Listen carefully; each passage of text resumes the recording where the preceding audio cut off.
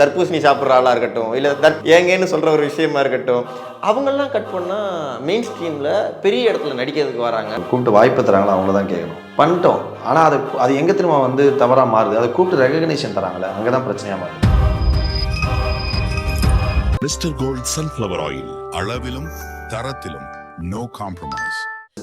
நிறைய பேர் கேஸ்டிங்கே இன்ஸ்டாகிராமை பார்த்து நிறைய ரோல்ஸ் கேஸ்ட் பண்ணுறாங்க. சில முட்டாள்தனமாக பண்ணுறவங்களும் கேஸ்ட் பண்ணுறாங்க. அது பிரச்சனையான ஒரு விஷயமா இருக்குது. தர்பூசணி சாப்பிட்ற ஆளாக இருக்கட்டும், இல்லை ஏங்கன்னு சொல்கிற ஒரு விஷயமா இருக்கட்டும், அவங்கெல்லாம் கட் பண்ணால் மெயின் ஸ்ட்ரீமில் பெரிய இடத்துல நடிக்கிறதுக்கு வராங்க. கூப்பிட்டு வாய்ப்பு தராங்களா அவங்கள தான் கேட்கணும். பண்ணிட்டோம், ஆனால் அது எங்கே திரும்ப வந்து தவறாக மாறுது. அதை கூப்பிட்டு ரெகக்னேஷன் தராங்களே, அங்கே தான் பிரச்சனையாக மாறுது. ரொம்ப ஃப்ராங்காக சொன்னால் நம்மளை விட அதிகமாக சம்பாதிக்கிறாங்க யூடியூப், இன்ஸ்டாகிராமில். ஸோ அதனால் வந்து பெரிய ஏர்னிங் பிளாட்ஃபார்மாக மாறிடுச்சு. அதெல்லாம் நிறைய இன்ட்ரெஸ்டிங்கான கண்டென்ட்ஸ் வந்துச்சு.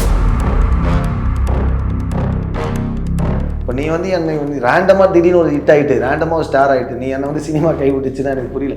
அதுதான் என்னென்னா, இப்போ இவங்க கூப்பிட்டு ரெகக்னைஸ் பண்ணுறாங்கல்ல, இது மாதிரி வந்து ரெகக்னைசேஷன் பண்ணுறது வந்து ஆக்சுவலாக பண்ணக்கூடாது.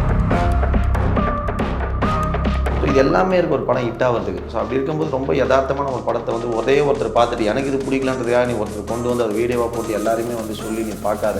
நீ யார் டிசைட் பண்ணுறது? உன்னத்தை போய் பார்க்கக்கூடாது.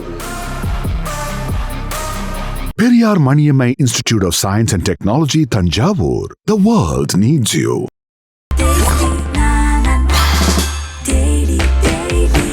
Taste Daily. Taste the Daily. இன்டெலிக்ஸ் பார்க்குற எல்லாரும் வணக்கம். நான் ரஜராத்தமன். ஸோ இன்றைக்கி நம்ம கூட வந்து கலையரசன் தான் இருக்கிறாப்புல. வணக்கம்ண்ணா. வணக்கம். எப்படி நல்லா இருக்கிறேன். எப்படிண்ணா இருக்கிறீங்க? ஓகே அண்ணே, ட்ரெண்டிங் ட்ரெய்லர்லாம் பார்த்தோம், சூப்பராக இருந்துச்சு. முதல்ல அண்ணனுக்கு ஒரு பெரிய வாழ்த்துக்கள் நான் சொல்லிக்கிறேன். ஓகேண்ணே. அண்ணே த்ரூ அவுட்டாக பார்க்குறதுக்கு ரொம்ப நல்லா இருந்துச்சு. இப்போ உள்ள ட்ரெண்டுக்கு ஏற்றாப்புலையும் நடித்த விஷயங்கள் வந்து ரொம்ப நல்லாவும் ஆப்டாகவும் இருந்துச்சுன்னு சொல்லலாம். நீங்கள் ட்ரெண்டிங்கில் வரும்போது அண்ணனுக்கு ட்ரெண்டிங்கில் எந்த விஷயம் ரொம்ப பிடிச்சிருந்துச்சு? நம்ம முதல்ல அதுலேருந்து ஆரம்பிக்கலாம் அண்ணன்கிட்ட. இல்லை, அந்த இப்போ யூடியூபர்ஸ்ன்றது வந்து ஒரு மிகப்பெரிய ஒரு டே டு டே லைஃப்பில் எல்லோரும் யூடியூப், இன்ஸ்டாகிராம் இல்லைன்னா நீ தெரிஞ்சு யாருமே இல்லைன்னு நினைக்கிறேன். ஸோ அது பயங்கர பல பேருக்கு ரொம்ப ஃப்ராங்காக சொன்னால் நம்மளை விட அதிகமாக சம்பாதிக்கிறாங்க யூடியூப், இன்ஸ்டாகிராமில். ஸோ அதனால் வந்து பெரிய ஏர்னிங் பிளாட்ஃபார்மாக மாறிடுச்சு. அதெல்லாம் நிறைய இன்ட்ரெஸ்டிங்கான கண்டென்ட்ஸ் வந்துச்சு. அதுக்கப்புறம் அவங்களோட டேலண்ட்டை ப்ரூவ் பண்ணுறதுக்கு, ஆக்டிங்கை ப்ரூவ் பண்ணுறதுக்கு முன்னாடிலாம் ஃபோட்டோ எடுத்துகிட்டு அலையும் எல்லாரும். இப்போ வந்து ஜஸ்ட்டு நிறைய பேர் கேஸ்டிங்கே இன்ஸ்டாகிராமை பார்த்து நிறைய ரோல்ஸ் கேஸ்ட் பண்ணுறாங்க. சில முட்டாள்தனமாக பண்ணுறவங்களும் கேஸ்ட் பண்ணுறாங்க. அது பிரச்சனையான ஒரு விஷயமா இருக்குது. பட் சில உண்மையான ரியல் டேலண்ட்ஸையும் அது வந்து கேஸ்ட் பண்ணுறாங்க. ஸோ அதெல்லாம் அவங்க டேலண்ட்டை ஷோ கேஸ் பண்ணுறதுக்கும் அது வந்து ரொம்ப நம்ம லுக்கு எல்லாத்தையும் மீறி ஒரு அவங்களோட டேலண்ட்டும் அவங்களோட விஷயங்களை வச்சு பண்ணுறது வந்து ரொம்ப இன்ட்ரெஸ்டிங்காக இருக்குல்ல. ஸோ அந்த மாதிரி இப்போ ப்ரெசென்ட் ஜென்ரேஷனுக்கு வந்து பயங்கர கனெக்டிங்காக இருக்கும்னு நினச்சேன் நான். இந்த யூடியூப் கப்புள்ஸு இப்போ யூடியூப்பை நம்பி, யூடியூப் இன்கம்மை நம்பி ஒரு பெரிய அவங்க லைஃப் ஸ்டைலை வந்து பெரிய லெவலில் எக்ஸ்பேண்ட் பண்ணுவாங்க.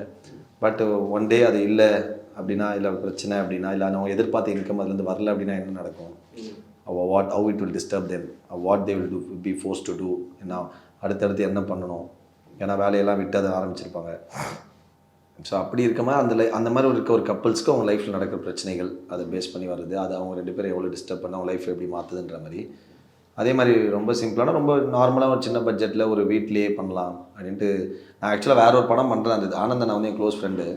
அது வேற ஒரு படம் தான் பண்ணுறது. திடீர்னு ரேண்டமாக ஃபோன் பண்ணி இந்த மாதிரி கதை கேட்டேன், ஒரே லொக்கேஷனில் ஷூட்டு, டக்குன்னு பண்ணிடலாம். 25 days முடிஞ்சுன்னு சொன்னோம்.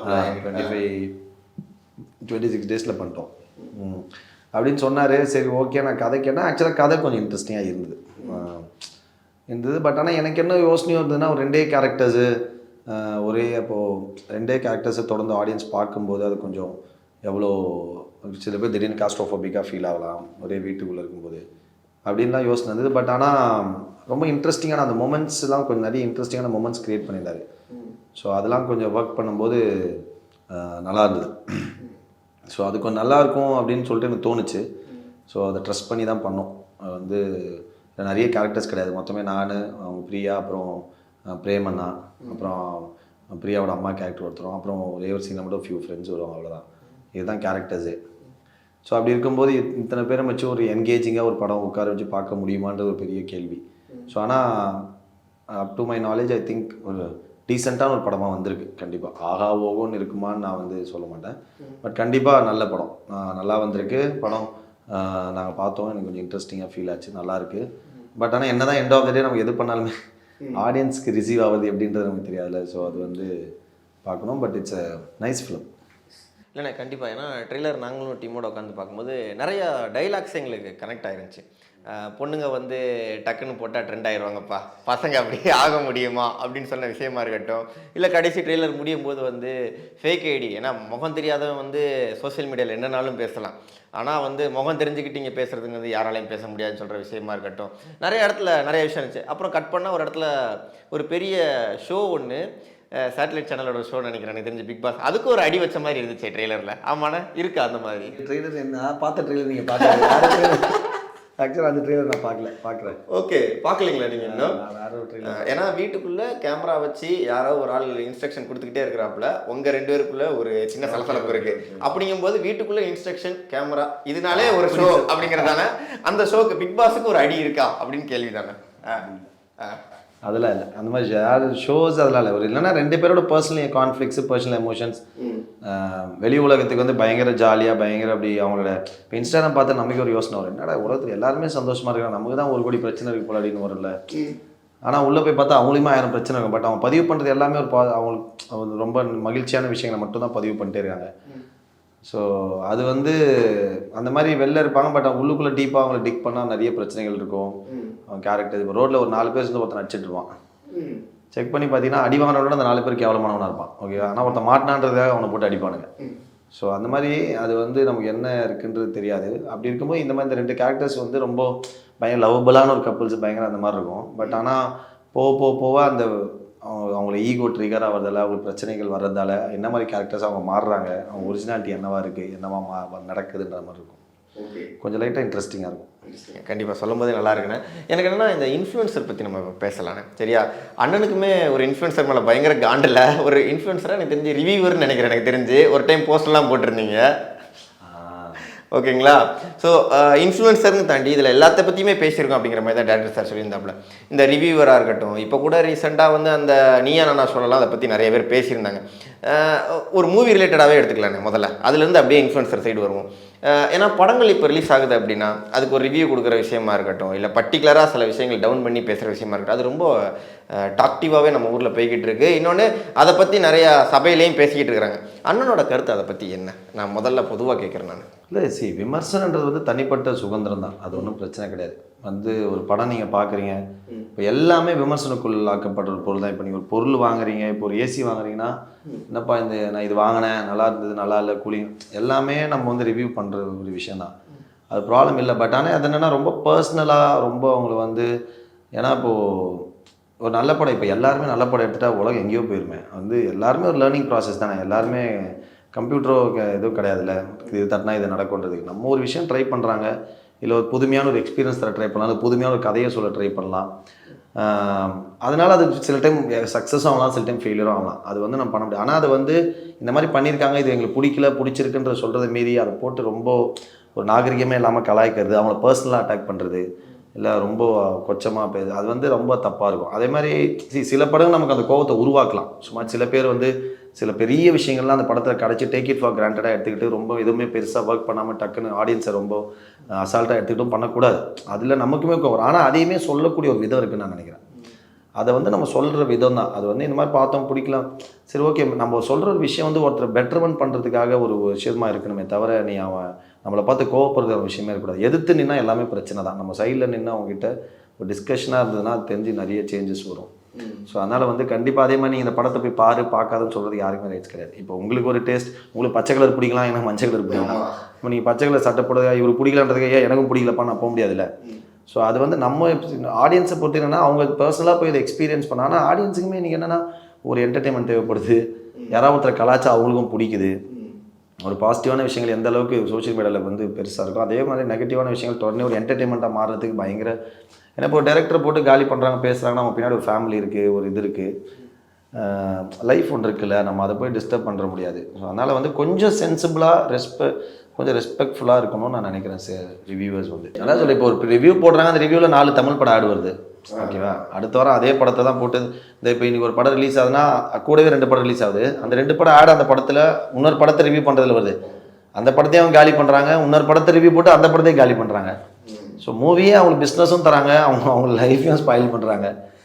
அவங்க ஆப்வியஸாக அதுக்காக வந்து எல்லாம் நான் என்ன சொல்கிறேன், எல்லாருமே பயங்கரமான படம் பண்ண முடியாது. அது இல்லாமல் வந்து எல்லாருக்குமே எல்லா படமும் பிடிக்கும்னு கிடையவே கிடையாது. ஒரு படம் ரிலீஸ் ஆகி ஹிட் ஆகிறதுக்கு வந்து 1000 ஆஸ்பெக்ட்ஸ் இருக்குது.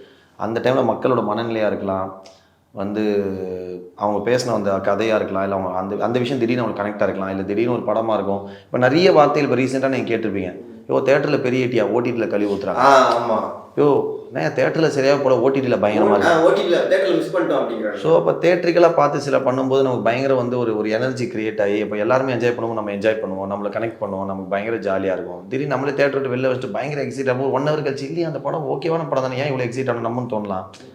ஸோ இது எல்லாமே இருக்குது ஒரு படம் ஹிட் ஆகிறதுக்கு. ஸோ அப்படி இருக்கும்போது ரொம்ப யதார்த்தமான ஒரு படத்தை வந்து ஒரே ஒருத்தர் பார்த்துட்டு எனக்கு இது பிடிக்கலான்றதுக்காக நீ ஒருத்தர் கொண்டு வந்து அது வீடியோவாக போட்டு எல்லாருமே வந்து சொல்லி நீ பார்க்காத, ஒரு வேஸ்ட்டு, நீ டைம் போகிறதே வேஸ்ட்டுன்றதெல்லாம் தப்பு. நீங்கள் பார்த்தேன் எனக்கு இப்போ எனக்கு இந்த பிரச்சனைகள் இருந்த இந்த படத்தில் எனக்கு இப்படி இருந்தது, நீங்கள் போய் பாருங்கள், அது உங்களுக்கு பிடிச்சிருக்கா பிடிக்கலன்னு தெரிலன்றது. நீ யார் டிசைட் பண்ணுறது, உன்னத்தை போய் பார்க்கணும் பார்க்கக்கூடாதுக்கு.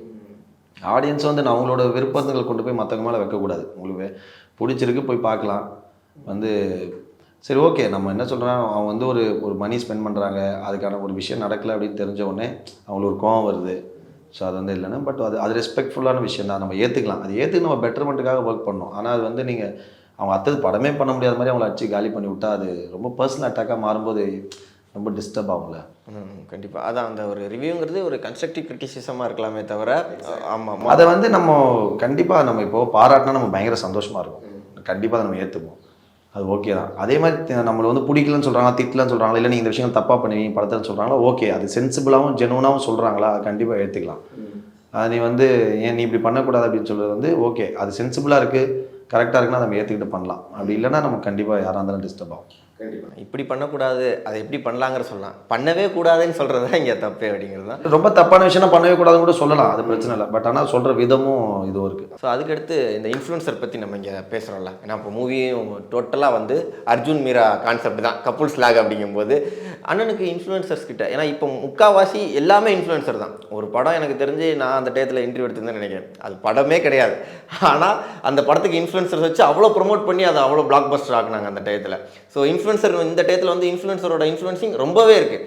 இன்ஃப்ளூயன்சர்ஸ் கிட்ட உங்களுக்கு பிடிச்சது என்னது, இல்லை பிடிக்கவே பிடிக்காதுப்பா இது அப்படிங்கிற ஒரு கான்செப்ட் ஒன்று இருக்கும். பிடிக்காது என்னது, இந்த ரெண்டு என்னதுன்னு பிடிச்சது முதல்ல பேசிடலாம். இன்ஃப்ளூயன்சர்ஸ் கிட்ட பிடிச்சது என்னது கலையரசனுக்கு? பிடிச்சதுன்னா இப்போ ஏதாவது நல்ல விஷயம் நடக்குது, அது வந்து நமக்கு இப்போ ஏதோ ப்ராப்ளம் நடக்குது, அதுக்காக ஒரு அவேர்னஸ் க்ரியேட் பண்ணோம், இல்லை வந்து ஒரு மாஸ் கேதரிங், இல்லை வந்து ஒரு விஷயத்தை கொண்டு போய் ஸ்ப்ரெட் பண்ணி அதுக்கு வந்து நம்ம ஃபைட் பண்ணுறதாகட்டும், இல்லை ப்ரொட்டஸ்ட் அந்த மாதிரியோ, இல்லைனா ஒரு இடத்துல ஒரு பிரச்சனை நடக்குது, ஒரு கேள்வி கேட்குது, இவ்வளோ பேர் இதை கேள்வி கேட்குறாங்க, ஒரு ப்ரெஷர் க்ரியேட் ஆகுதுல்ல, அந்த மாதிரி நடந்ததுன்னா நல்ல விஷயம் தான், சூப்பர் தான். பட் ஆனால் அவங்க ஜஸ்ட்டு மணி மேக்கிங்காக அவங்களுக்கு ஒரு ஃபாலோவர்ஸ், அவங்க ஏதோ டேலண்ட்டை ப்ரூவ் காமிச்சு எல்லாம் பண்ணி ஃபாலோவர்ஸ் க்ரியேட் பண்ணிட்டு எத்திக்ஸாக இல்லாமல் அன்எத்திக்கலாக பண்ணுறது வந்து நல்லாயிருக்கும் ஒரு படம். ஆனால் இப்போ நீங்கள் சொன்ன மாதிரி படத்தை ப்ரொமோட் பண்ணி நீ பெரிய பெரிய படங்களையும் இன்ஃப்ளூயன்சர்ஸ்னு ஒரு மீட்டிங் வச்சு இன்ஃப்ளூயன்சர்ஸ் கூப்பிட்டு படம் போட்டு காட்டுறாங்க, நம்ம வந்து அது பண்ணுறாங்க, ஓகே. ஆனால் அவங்களுக்கு அந்த இடம் அந்த க்ரௌடும் தேவைப்படுது. இப்போ இன்ஸ்டாகிராம் பார்த்தீங்கன்னா, இப்போ யூடியூபர்ஸுமே இப்போ எனக்கு தெரிஞ்சு கொஞ்சம் ஏஜ் கேட்டகரியாக யூடியூப் வந்து கொஞ்சம் லைக் 30+, 35+ தான் யூடியூபர்ஸில் ரொம்ப அப்படி இப்படி ஆக்டிவாக பயங்கர.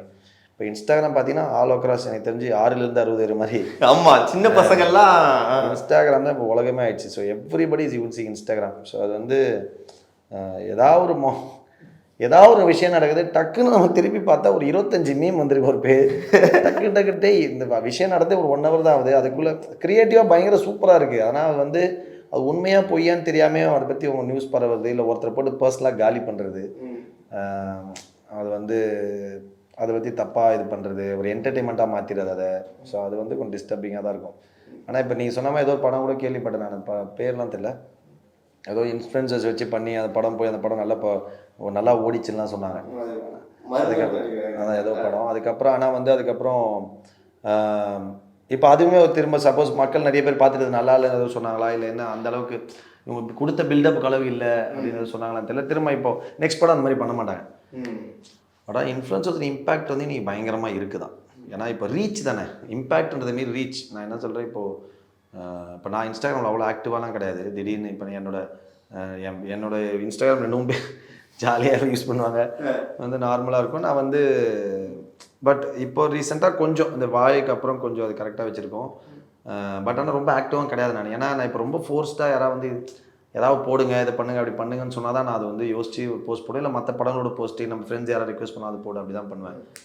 அது என்னென்னா ரொம்ப அது வந்து நம்ம அந்த ஆஸ்பெக்டில் யோசிக்க ஆரம்பிச்சிடும்னு பயமாக இருக்குது. ஆனால் நம்ம ஓகே இதை ஸ்டோரியாக போடலாமா, இதை போஸ்ட்டாக போடலாமா அப்படின்னே வந்துகிட்டே இருக்கும். இப்போயே நான் போடுற போஸ்ட்டு ஸ்டோரிலாம் பார்த்தீங்கன்னா எனக்கு ஃபோன் பண்ணி ஃப்ரெண்டு சொல்ல போடு, ஏதாவது ஸ்டோரி போடு, ரொம்ப நாள் ஆச்சு, ஏதாவது போஸ்ட்டு போடு அப்படின்னு அடிக்ட் ஆயிரும் அதில். நான் சில டைம் டெலிட்டே பண்ணி வச்சுருவேன். டெலிட் பண்ணி வச்சுட்டு இல்லை அதெல்லாம். ஸோ அது வந்து இப்போ நிறைய ரீச் இருக்குல்ல. ஸோ நீங்கள் வந்து இப்போ நீங்கள் ஒரு படம் ரிலீஸ் பண்ணுறீங்கன்னா நீங்கள் எல்லாருக்குமே ஸ்பெண்ட் பண்ணி எல்லாருமே காசு வாங்கி தான் பண்ணுறாங்க, ஃப்ரீயாக பண்ண போகிறதில்ல. அது வாங்கி பண்ணுறாங்களா, அப்போ ஒரு ரீச் டக்குன்னு ஒரு 10 நிறைய ஃபாலோவர்ஸ் இருக்க பேஜில் இது மாதிரி ஒரு விஷயம் வருது, அப்படி இப்போ ட்ரெண்டிங் படம் வருது அப்படின்னு போடும்போது அது வந்து ஒரு ரீச். அது வந்து இப்போ எல்லாருக்குமே தெரிய வரும். அது வந்து அவன் போடுற கண்டென்ட்ஸ் கொஞ்சம் இன்ட்ரெஸ்டிங், அதனால் அது எல்லாருமே பார்ப்பாங்க. ஸோ அது படத்துக்கு ஒரு சின்ன ஒரு க்யூரியாசிட்டி க்ரியேட் பண்ணலாம், ஒரு பஸ் க்ரியேட் பண்ணலாம். எண்ட் ஆஃப் த டே தேட்டருக்கு போய் படம் நல்லா இருந்தால் தான் ஓட போகுது, அதில் டவுட்டே கிடையாது. நீ 1000 கிமிக்ஸ் பண்ணாலுமே எண்ட் ஆஃப் த டே தேட்டரில் படம் நல்லா இருக்கணும், மக்களுக்கு பிடிக்கணும், மக்களுக்கு பிடிச்சா தான் ஓட போகுது. பட் இது எல்லாமே இப்போ இருக்க ஜென்ரேஷனுக்கு இது ரொம்ப ஒரு பேஸாக மாறிடுச்சு. ஸோ இதெல்லாம் பண்ணியே ஆகணும் கண்டிப்பாக, இந்த மாதிரி இதெல்லாம் பண்ணாதான் ஒரு படத்தை ரிலீஸ் பண்ண முடியுன்ற மாதிரி ஆயிடுச்சு. ஸோ இன்ஸ்டாகிராம் இன்ஃப்ளூயன்சர்ஸ் வந்து மேஜர் பார்ட் ரோல் ப்ளே பண்ணுறாங்க, சினிமாவில் பவர்ஃபுல்லாக ஆகிட்டாங்க. ஆமாம், மீடியா மாதிரி. எனக்கு என்னென்னா இது ஓகே, இப்போ நீங்கள் வந்து ஒரு மார்க்கெட்டிங் பண்ணுறீங்க, அதுக்கு இன்ஃப்ளூயன்சர் ரெடி பண்ணுறோம், ஓகே. பட் அண்ணனை பற்றி தெரியும், ஆக்டிங் எங்கேருந்து படிச்சுட்டு வந்திருக்கீங்க அப்படிங்கிறது தெரியும். கட் பண்ணால் ஒரு சாதாரணமாக ஒரு என்ன சொல்கிற ஒரு தர்பூசணி சாப்பிட்ற ஆளாக இருக்கட்டும், இல்லை டக்குன்னு கட் பண்ணால் வேறு ஏதோ ஒரு விஷயம் பண்ணுறதா இருக்கட்டும், ஏங்கன்னு சொல்கிற ஒரு விஷயமா இருக்கட்டும், அவங்கெல்லாம் கட் பண்ணால் மெயின் ஸ்ட்ரீமில் பெரிய இடத்துல நடிக்கிறதுக்கு வராங்க. நிறைய பேர் நான் இன்டர்வியூ எடுக்கும்போது எங்கிட்ட ஆர்டிஸ்ட் நிறைய பேர் பேசுனதுன்னா, நாங்கள்லாம் கூத்துப்பட்டிலேருந்து வந்த ஆட்கள், நாங்கள் நிறையா அவங்கள நம்மளும் பார்த்துருப்போம் சின்ன வயசில், செம்மையாக நடிக்கக்கூடிய ஆட்கள். பட் அவங்களோட ஆப்பர்ச்சுனிட்டிஸ்லாம் கட் ஆகுதுல்லண்ணே, இது அண்ணன் எப்படி பார்க்குறாப்புல? தப்பு தான் தலை, இவங்ககிட்ட தான் பிரச்சனை. அது கூப்பிட்டு வாய்ப்பு தராங்களோ அவங்கள தான் கேட்கணும். என்னென்னா இப்போது உண்மையாகவே ஒருத்தவங்க வந்து இன்ஸ்டாகிராமில் வந்து ஒரு டேலண்ட்டை காட்டுறாங்க, பயங்கர டேலண்டடான ஆளாக இருக்காங்க, அவங்களுக்கு கூப்பிட்டு நீங்கள் ஆப்பர்ச்சுனிட்டி ஓகே. பட் தெரிஞ்சே இதெல்லாம் பண்ணால் நம்ம ரீச் ஆகும்னு சொல்லிட்டு ஸ்டூப்பிடாக சில விஷயங்கள் பண்ணுறது, இல்லைனா வந்து ரொம்ப அன்எத்திக்கலான சில விஷயங்கள், ரொம்ப அசிங்கமான விஷயங்கள், இந்த மாதிரி விஷயங்களை பண்ணி இந்த மாதிரி பண்ணாலாம் நம்ம ரீச் ஆகும் அப்படின்னு தெரிஞ்சுக்கிட்டு வெறும் ரீச்சுக்காக சில விஷயங்கள் பண்ணுறாங்களா. பண்ணுறது வந்து என்னென்னா நமக்கு பிரச்சனையே கிடையாது, பண்ணிட்டோம். ஆனால் அது எங்கே திரும்ப வந்து தவறாக மாறுது, அதை கூப்பிட்டு ரெகக்னேஷன் தராங்களே, அங்கே தான் பிரச்சனையாக மாறுது. நீங்கள் சொல்கிற இப்போது நீ இன்றைக்கும் சாலிகிராமம் போனீங்கன்னா ரொம்ப நேர்மையாக ஜெனுவனாக எத்தனையோ சினிமா வந்து நான் எத்தனையோ வருஷம் நான் அந்த மாதிரி சுற்றிருக்கேன். எனக்கு அதை என்னால் ஏற்றுக்க முடியுமான்னு தெரியல. இப்போ அப்போல்லாம் இன்ஸ்டாகிராம் கிடையாது. இப்போ ஏன் மெட்ராஸ் ரிலீஸ் ஆகும்போது இன்ஸ்டாகிராமு இதெல்லாம் வந்து இவ்வளோ யூடியூப்லாம் பெருசாக ஒன்றும் கிடையாது, ஒன்றும் இல்லை.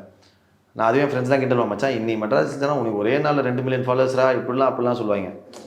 நான் சொல்லிட்டே அப்படி ஒரு விஷயம் தெரில எனக்கு. ஆனால் இன்றைக்கி அப்படி ஆகிடுச்சு, சோஷியல் மீடியா பயங்கர பூம், ஒரு நாளில் ஒரு ஸ்டார் ஆகிடுறாங்க. ஓகே, ஸோ சின்னதாக இது இப்போ ஏதோ கிசப்பி ஐபிஎல்லையோ அதுலையோ சின்னதாக ஒரு ரியாக்ஷன் இப்படி செஞ்சால் வந்ததுக்கு வந்து ஒரே நாளில் 4 லட்சம் ஃபாலோவர்ஸ் 5 லட்சம் ஃபாலோவர்ஸ், அது அப்படி ஆகிடுது இல்லை. ஸோ ஓவர் நைட்டில் ஸ்டார் ஆகிறாங்க. அதுக்கப்புறம் என்ன பண்ணுறாங்கன்னு நமக்கு தெரியாது. அது பற்றி they get carried away.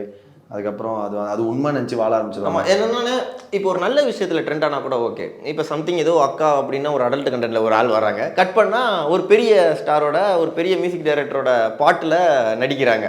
So அது வந்து ஒரு நல்ல ஆளுக்கு ஆப்பர்ச்சுனிட்டி கொடுக்கலாம்ல. எக்ஸாக்ட்லி. அது என்னென்னா இப்போ சிம்பிள், இப்போது பேர்லாம் வேணாம் விட்டுருவோம், ஏன்னா அவங்க இப்போ இல்லை. அதனால் இப்போ நார்மலாக ஏதோ ஒருத்தர் இருக்கும்போது யாரோ ஒருத்தர் நார்மலாக இன்டர்வியூ பண்ணி நார்மலாக ஒருத்தர் அந்த இன்டர்வியூ ஹிட் ஆகி அது வந்து உடனே ஓகே பயங்கர ஃபேமஸ் ஆகி உடனே அவங்களை கூப்பிட்டு 2-3 படத்தில் வாய்ப்பெல்லாம் கொடுத்துட்டு அந்த மாதிரி ஆகிடுச்சு. வாய்ப்பெல்லாம் கொடுத்ததுக்கப்புறம் இப்போ டக்குன்னு பார்த்தா திடீர்னு அவங்களுக்கு ஒன்றுமே இல்லாமல் ஆகிடுது, வாய்ப்பே இல்லை, ஒன்றுமே டல் ஆகிடுறாங்க. அப்போ வந்து அவங்க இந்த சினிமா எங்களை கை விட்டுச்சு, சினிமாவில் யாருமே ஹெல்ப் பண்ணல அப்படி. நான் என்ன சொல்கிறேன், இப்போ சினிமானே வாழ்க்கைன்னு நம்பி ஊர்லேருந்து கிளம்பி வந்து இன்னி வரைக்குமே காலகாலம் வருஷமாக எத்தனையோ வருஷம் சுற்றிருக்கேன். நம்ம இன்றைக்கும் ஜெனுவனாக ஃபோட்டோஸ் எடுத்துக்கிட்டு, இல்லை இன்னைக்கு இன்ஸ்டாகிராமில் அவங்களோட ஒர்க் எடுத்துக்கிட்டு, அவங்களோட போர்ட்ஃபோலியோ எடுத்துக்கிட்டு எத்தனையோ பேர் சுற்றிட்டு பண்ணுறாங்க. அவங்களுக்கே ஒன்று நடக்கலைன்னா கூட நம்ம சினிமாவை கேள்வி கேட்க முடியாது. ஏன்னா நம்ம ஒரு முயற்சி பண்ணோம், அது கிடைக்காம போயிடுச்சு, அவ்வளோதான். அது வந்து எதுவாக வேணா இருக்கலாம், அது 1000 ஆஸ்பெக்ட்ஸ் இன்வால்வ் ஆகிருக்கு அதில். இப்போ நீ வந்து என்னை ரேண்டமாக திடீர்னு ஒரு ஹிட் ஆகிட்டு, ரேண்டமாக ஒரு ஸ்டார் ஆகிட்டு, நீ என்னை வந்து சினிமா கை விட்டுச்சுன்னா எனக்கு புரியல. அதுதான் என்னென்னா இப்போ இவங்க கூப்பிட்டு ரெக்கக்னைஸ் பண்ணுறாங்கல்ல, இந்த மாதிரி வந்து ரெக்கக்னைசேஷன் பண்ணுறது வந்து ஆக்சுவலாக பண்ணக்கூடாது. ஏன்னா உண்மையாகவே அவன் ட்ரை பண்ணி பண்ணட்டும். நான் வந்து உண்மையாக அவ்வளோ டேலண்ட் இருக்கா, அவங்க போட்டோம் ஆஃபீஸாக ஏறி இறங்கிட்டு. ஆனால் இவங்க இப்போ ஸ்டார் ஆகிட்டு, இவங்க வந்து இன்றைக்கி இவங்க பண்ண ஒரு விஷயம் வந்து ஹிட் ஆகிடுச்சு, இப்போ இவங்களை பேர் இவ்வளோ ஃபாலோ பண்ணுறாங்கிறத கூப்பிட்டு நீ பண்ணும்போது, அப்போ அந்த இடத்துல கூட நேர்மையாக உழைப்பை மட்டுமே நம்பி வர ஒருத்தனோட இது பாதிக்கப்படுதில்ல, அது பயங்கர டிஸ்டர்பிங்கான விஷயம் தான். மிஸ்டர் கோல்ட் சன்ஃப்ளவர் ஆயில், அளவிலும் தரத்திலும் no compromise. Periyar Maniammai Institute of Science and Technology, Thanjavur. The world needs you. Daily. Daily. Taste the Daily.